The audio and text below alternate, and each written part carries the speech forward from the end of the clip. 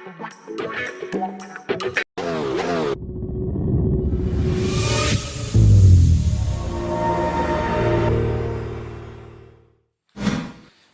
දුවේ පුතේ සියලු දෙනාම සාදරයෙන් පිළිගන්නවා අදත් ගණිතය YouTube නාලිකාවට. ඉතින් අද අපි කතා කරන්න යන්නේ භෞතික විද්‍යාවේ තාපය පාඩම යටතේ වායු කියන කොටස යටතේ වායු ප්‍රසාරණය කියන කොටස යටතේ අපෙන් අහලා තියෙන බහුවර්ණ 10ක්. ඊට කලින් අපි බහුවර්ණ 10ක් කතා කරලා ඉවරයි. දැන් අපි 11 වෙනි බහුවර්ණයේ සිට 21 වෙනි බහුවර්ණය දක්වා තමයි කතා කරන්න බලාපොරොත්තු වෙන්නේ. හරි. වෙනදා වගේම වීඩියෝ ඩිස්ක්‍රිප්ෂන් එකේ තියෙනවා PDF link එක download කරගන්න ප්‍රශ්න ටික download කරගෙන කරලා බලන්න කොච්චර දුරට ඔබගේ පිළිතුරු නිවැරදිද කියලා. එහෙනම් අපි යමු වැඩේට. 11 වෙනි බහුවර්ණය.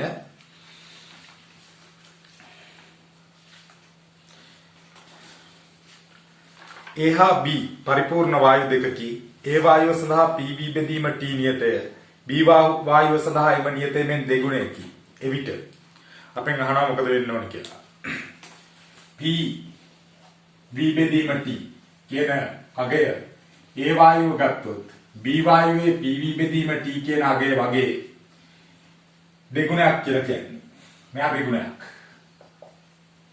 එහෙනම් අපි දන්නවා PV සමානයි nRT කියලා. n කියන්නේ මවුල ගාන. මවුල ගාන අපිට ලියන්න පුළුවන් ස්කන්ධයේ බෙදීම මෞලික ස්කන්ධේ වරක් RT කියලා. RT නියතයි. T මම මේ පැත්තට ගන්නම්. එතකොට PV බෙදීම T කියන එකන දෙගුණයක් කියලා කියන්නේ. R කොහොමත් නියතයක්.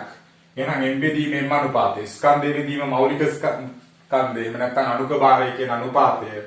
B ගේ අනුපාතය වගේ දෙගුණයක් වෙන්න ඕන කියන පිළිතුරට අපිට යන්න පුළුවන්. හතරවෙනි පිළිතුර නිවැරදි පිළිතුර විදිහට. ඊළඟට 12 වෙනි බහුවර්ණය.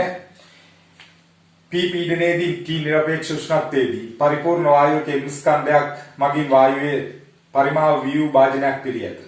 උෂ්ණත්වයේ නියතව තිබෙද්දී එම වායුවේම 3m ස්කන්ධයක් භාජනයට ඇතුළු කර භාජනයේ පරිමාව V බෙදීම 3 තෙක් අඩු කරන ලදී. දැන් වායුවේ පීඩනය. අපිට ඔය විදිහටම තර්ක කරන්න පුළුවන් PV සමානයි nRT, PV සමානයි m බෙදීම mRT. ස්කන්ධය සම්බන්ධ කරලා තියෙන නිසා මම ස්කන්ධය සම්බන්ධ කරා. ස්කන්ධයේ බෙදීම මෞලික ස්කන්ධයේ මවුල ගාන වෙනකොට දාලා උතරින් පීඩනය යුක්ත කරොත් mRT බෙදීම m.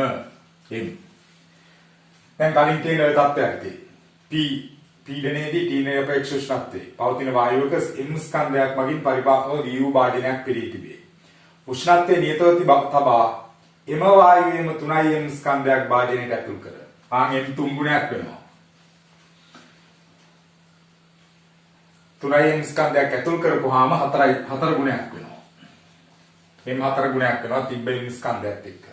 3 ගුණයක් ඇතුල් කර ඊළඟට පරිමාව V බෙදීම 3 දක්වා අඩු කරනවා. දැන් කලින් තිබ්බේ V පරිමාවක්. V පරිමාව V බෙදීම 3 දක්වා අඩු කරනකොට මෙහා 3න් එකක් වෙනවා කියලා කියන්නේ මේ සම්පූර්ණ අගය ආය 3 ගුණයක් වෙන්න ඕන. 4 වරක් 3 කියන්නේ 12 ගුණයක් වෙන්න ඕන. 12යි P කියන තුන්වෙනි පිළිතුරට අපිට යන්න පුළුවන් නිවැරදි පිළිතුර විදිහට. 13 වෙනි ගැටලුව. එක් කෙළවරක් සංවෘත සිහින් වීදුරු බඳුනක් තුල 46 මිලිමීටර දිග රසදිය කඳක් මගින් වාතයේ සිරවී ඇත. සංවෘත කෙළවර 40 සිටින්සේ පස බටේ තැබූ විට වායුවේ දිග මිලිමීටර 50ක් වේ. කියන්නේ මේ වගේ තත්ත්වයක් සංවෘත කෙළවර 15ට සිටිනසේ තියෙනවා කියලා කියන්නේ කොහොම ඔය වගේ තත්ත්වයක තියන්නේ. එතකොට මෙයා හිර කරලා තියෙන්නේ මිලිමීටර 40ක් දිග වාතයේ රසදිය කඳකින්. මෙයාගේ දිග මිලිමීටර 50යිලු වායු කඳේ දිග. මෙතනින් පල්ලෙහාට තමයි වායු කඳ තියෙන්නේ. රසදිය. රසදිය කෙන්දේ දිග මිලිමීටර 40යි. දැන් අපෙන් අහන්නේ මේ නලය තිරස්ව තිබ්බහම නලයේ තිරස්ව තැබුව විට වායු කඳේ දිග කොච්චරද කියලා. අපි දන්නවා මෙයාගේ දිග නම් මේ අවස්ථා දෙකේ ගත්තොත් මේ ඇතුලේ හිර වෙලා තියෙන වායුවේ උෂ්ණත්වයේ වෙනසක් වෙන්නේ නැහැ. උෂ්ණත්වයේ වෙනසක් වෙන්නේ නැහැ කියන්නේ අපිට බොයිල් නියමය පිළිපදිනවා. බොයිල් නියමය පිළිපදිනවා කියන්නේ PV ගුණිතේ නියතයක්. ඒ නිසා අපිට P1 V1 සමානයි. P2 V2 දාන්න පුළුවන්. P1 කියලා කියන්නේ මේ වෙලාවේ පීඩනය උඩින් තියෙනවා වායුගෝලීය පීඩනයේ රසදිය මිලිමීටර 760ක්. ඒකට මේ රසදිය මිලිමීටර 40 එකතු වුණාම මිලිමීටර 800යි. රසදිය මිලිමීටර 800ක පීඩනයක් උඩින් තියෙනවා.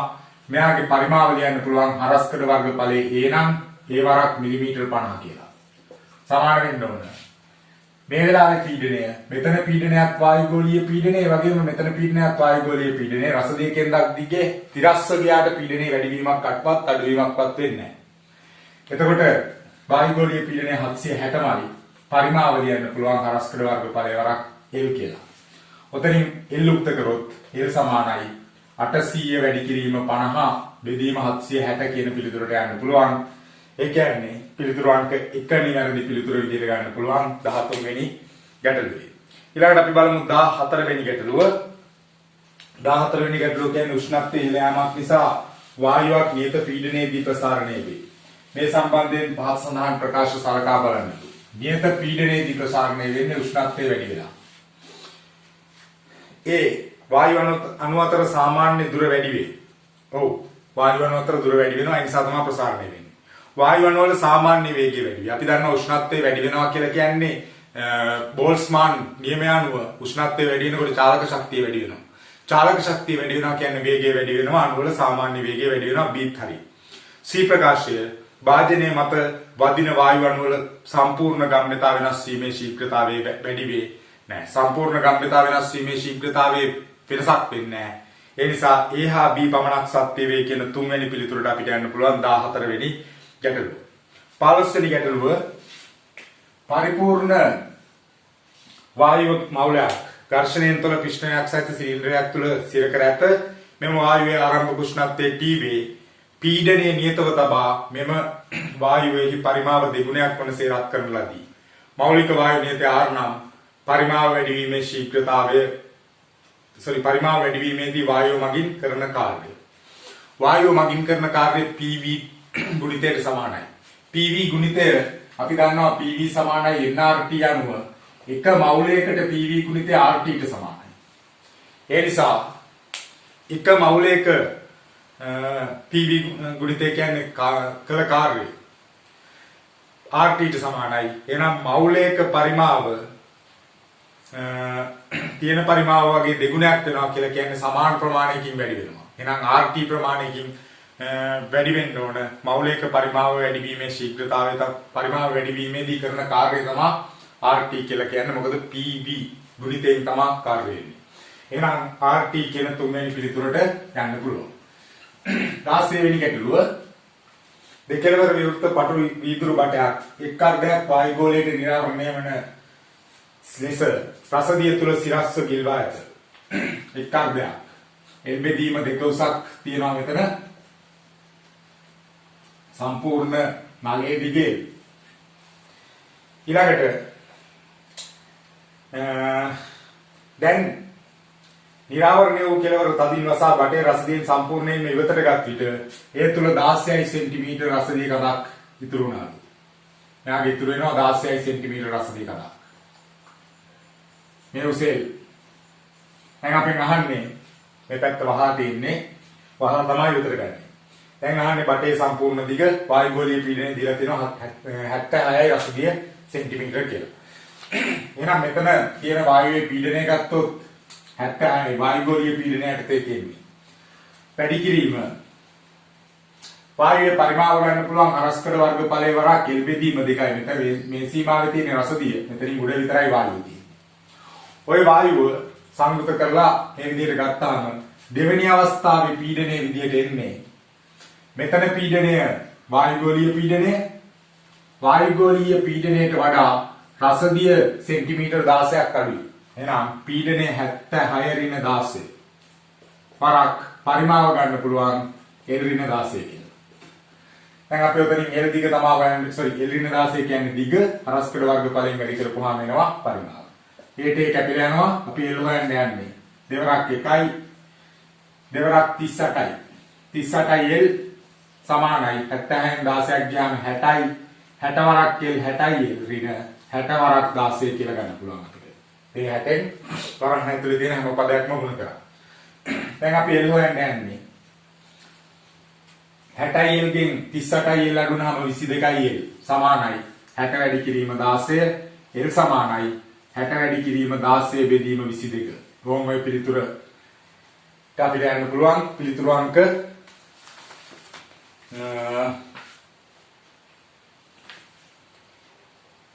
තුන නිවැරදි පිළිතුර විදිහට ගන්න පුළුවන් 16 වෙනි ගැටලුවට.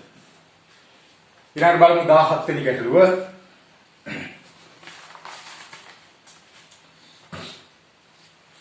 කියනවා කෙල්වින් 300 පවතින හයිඩ්‍රජන් සාපේක්ෂ අණුක ස්කන්ධය දීලා තිනවා අණුක ස්කන්ධය දීලා තිනවා 2යි කියලා. සහ හීලියම් සාපේක්ෂ අණුක ස්කන්ධය 4යි කියලා දීලා තිනවා. සමාන ස්කන්ධ සර්ව සම භාජන දෙකක් තුල වෙන නැත. භාජන දෙකේ පීඩනය සමාන වන තෙක් රසදිය භාජනයේ උෂ්ණත්වය වෙනස් කරන හයිඩ්‍රජන් භාජනයේ උෂ්ණත්වය වෙනස් කරන ලදී. නම් එහි අවසාන උෂ්ණත්වය වන්නේ හයිඩ්‍රජන් වලට මම දානවා හීලියම් වලට දානවා 17 වෙනි ගාන අපි කතා කරන්නේ හීලියම් වලට දානවා PV සමානයි nRT PV සමානයි m බෙදීමෙන් mRT. එතකොට ගන්න පුළුවන් පීඩනයේ P පරිමාව V රසදිය හීලියම් ස්කන්ධයේ M R උෂ්ණත්වය කෙල්වින් 300 තියෙන්නේ. කෙල්වින් 300යි බෙදීම හීලියම් වල මෞලික ස්කන්ධය 4යි. ඊළඟට මම දානවා හයිඩ්‍රජන් වලටත් ඔය සමීකරණයම. මේ සමීකරණයම හයිඩ්‍රජන් වලටත් දානවා. පීඩනයේ Pම වෙනකන් වෙනස් වෙන්න ඕන. පරිමාව Vමයි වෙනසක් නැහැ. ස්කන්ධයේ ඒ ස්කන්ධයමයි තිබ්බේ. R කොහොමත් නියතයක්. අලුත් උෂ්ණත්වය තමයි අපෙන් අහන්නේ. මෞලික ස්කන්ධය දෙකයි. සමීකරණ දෙක බෙදුවොත් PV කැපිලා යනවා. MR කැපිලා යනවා. එතකොට එනවා 300 බෙදීම 4 සමානයි. P බෙදීම 2යි. දෙවරක් 1යි දෙවරක් 2යි. 150යි කෙල්වින් කියලා එනවා. ඔය හයිඩ්‍රජන් භාජනයේ උෂ්ණත්වය. ඊළඟට බලමු 17 වෙනි ගැටලුව. වසා ඇති භාජනයක අන්තර්ගත සෙල්සියස් 27 පවතින වායුවක චාලක ශක්තිය සාමාන්‍ය අගය දෙගුණ වන්නේ. චාලක ශක්තිය වායුවක බෝල්ට්ස්මාන් සමීකරණය අනුව චාලක ශක්තිය අපිට ගන්න පුළුවන් 3න් 2යි 2න් 3යි kT කියලා. එහෙනම් චාලක ශක්තිය 2න් 3යි kT නම් චාලක ශක්තිය අනුලෝමව සමානුපාතිකයි උෂ්ණත්වයට. එහෙනම් චාලක ශක්තිය දෙගුණ වෙන්න කෙල්වින් උෂ්ණත්වය දෙගුණ කරන්න ඕන. එයා තියෙන්නේ සෙල්සියස් 27 සෙල්සියස් 27යි කියලා කියන්නේ කෙල්වින් 300යි. මෙයා දෙගුණ කරන්න ඕන. ඒ කියන්නේ කෙල්වින් 600ට ගෙනියන්න ඕන. කෙල්වින් 600යි කියලා කියන්නේ සෙල්සියස් කීයද බලන්න 273ක් අඩු කරන්න ඕන. එතකොට එනවා 327යි සෙල්සියස් සංචක කියලා. එහෙනම් සෙල්සියස් සංචක 324 ගෙනියන්න ඕන. පිළිතුරු අංක 4 නිවැරදි පිළිතුර. 19 වෙනි ගැටලුව. පරිමාව නියතව තබා ගැනීමෙන් විනාශ උෂ්ණත්වයක් සඳහා T වායු ස්කන්ධයක පීඩනයේ මැන රූපයේ දක්වා ඇති පරිදි ප්‍රස්ථාරගත කළ ඇත. උෂ්ණත්වයේ මනින ලද්දේ අභිමත පරිමාණයකට නම් එම පරිමාණයේ නිරපේක්ෂ ශුන්‍යය ආසන්න අගය. නිරපේක්ෂ ශුන්‍ය කියලා කියන්නේ පීඩනයේ බිඳුව වෙන ලක්ෂය. මේ දීලා තියෙන ප්‍රස්ථාරය මෙයා කරගෙන ආවොත් පීඩනයේ බිඳුව වෙන්නේ 50දී. එහෙනම් ආසන්න අගය 50යි කියලා ගන්න පුළුවන්. තුන්වෙනි පිළිතුර නිවැරදි පිළිතුර. 20 වෙනි ගැටලුව. පීඩනයේ වායු ගෝල දෙකක් වන වැව් පතුලක සිට වායු බුබුලක් සෙමින් පිටතට ගමන් කෙරේ. වැව් පතුල මතු පිට සහ පීඩනයේ වායු ගෝලයේ පීඩන එකක් නම් වැව් පතුලේ උෂ්ණත්වය සෙල්සියස් 7ක් වන අතර වැව් මතු පිට උෂ්ණත්වය 27ක් නම් පතුලේදී පෘෂ්ඨයේදී බුබුලේ පරිමාව පතුලේදී බුබුලේ පරිමාවට දරන අනුපාතය. PV බෙදීම T ගුණිතය නියතයි. P1 V1 T1 සමානයි P2 V2 T2. මේ දාන්නේ පතුලේ මේ දාන්නේ මතු පිට. පීඩනයේ පතුලේදී පීඩනයේ වායු ගෝල දෙකයි. බුබුලේ පරිමාව V1 අපි දන්නේ නැහැ. පතුලේදී උෂ්ණත්වය සෙල්සියස් 7යි. කෙල්වින් 273ක් එකතු වුණාම 273යි 7යි 280යි. කෙල්වින් කරන්න ඕන. මතු පිටදී පීඩනය වායු ගෝල 1යි. පරිමාව දන්නේ නැහැ V2යි. පතුලේදී මතු පිටදී උෂ්ණත්වය සෙල්සියස් 27යි කියන්නේ කෙල්වින් 300යි.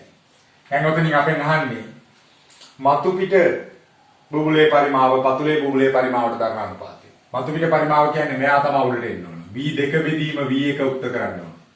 ඒකට එනවා 300 වරක් 2 බෙදීම 280යි කියලා. ඔය අනුපාතය පිළිතුරු අංක 1 නිවැරදි පිළිතුර විදිහට ගන්න පුළුවන් 20 වෙනි බහුවර්ණයට. හරි එහෙනම් අද MCQ 10ක් කතා කරලා ඉවරයි. channel එක තාමත් subscribe කරලා නැත්නම් subscribe කරන්න. එතකොට මම වීඩියෝ එකක් දාපු ගමන් ඔයාලට notification එකක් විදිහට ගෙන්න ගන්න. ඉස්සරහා තියෙන බෙල් අයිකන් එකත් ක්ලික් කරන්න. ඒ වගේම යාළුවන්ට දැනගන්න ෂෙයා කරන්න, වීඩියෝ එකට ලයික් කරන්න, ප්‍රශ්න තියෙනවා නම් කමෙන්ට් කරන්න. ඒ වගේම පල්ලෙහා ඩිස්ක්‍රිප්ෂන් එකේ තියෙන WhatsApp නම්බර් එකට මැසේජ් එකක් දාලා අහන්න. එහෙනම් මේ වගේම අලුත් වීඩියෝ එකකින් හමු වෙනකන් සමුගන්නවා. සියලු දෙනාටම සුබ දවසක්.